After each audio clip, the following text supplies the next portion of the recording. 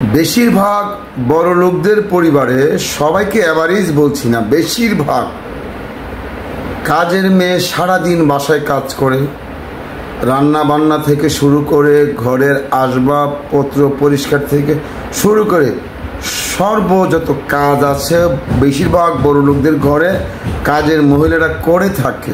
সারাদিন অক্লান্ত পরিশ্রম করে থাকে, রাতে হয়তো ঘুমায় 3-4 ঘন্টা, এর বেশি ঘুমাতে পারে না, আবার সকালবেলা ভোর।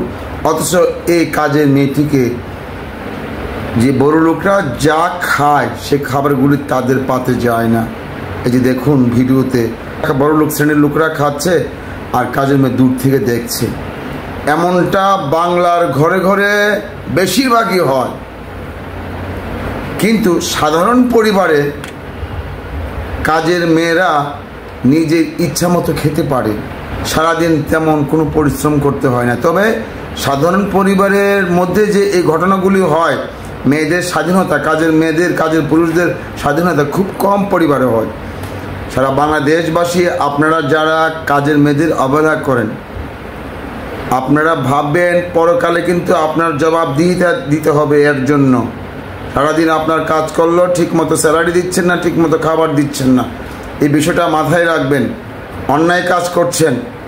আরেকটা বিষয় দেখা যাচ্ছে যে আমি প্রায়ই দেখি বিভিন্ন জায়গায় বাসে, বিভিন্ন জায়গায় যেতে গেলে কাজের মেয়েদের কিনে যাচ্ছে, কোথাও বেড়াতে যাচ্ছে, কোনো কাজে যাচ্ছে, উচ্চপদস্থ লোকগুলি যারা আছে, যারা এইসব কাজ করে নিম্নমানের, তারা করে কি যে সাহেব এবং সাহেবা ওনারা টিকিট কেটেছে, কাজের মেয়ের টিকিট কাটে না, কাজের মেয়ে দাঁড়িয়ে যাচ্ছে লং জার্নিতে। এমনটা বাংলাদেশে অহরহ হচ্ছে।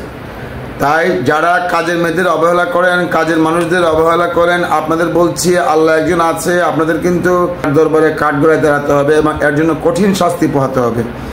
যারা আপনার কাজ করে, আপনাকে সহযোগিতা করে, তাদেরকে ন্যায্য বেতন সহ শারীরিক যত চাহিদা বলতে খাবার, খাদ্য সামগ্রী যা আছে ভালোভাবে তাদেরকে খাওয়াবেন। এটা আপনাদের সাবধান করে দিলাম। আমি কীর্তন ভাই, সবাই খাচ্ছে আর কাজে মেয়ে দাঁড়িয়ে আছে, এই ছোট লোকগুলোকে জুতা পেটা করা উচিত। আল্লাহ হাফেজ।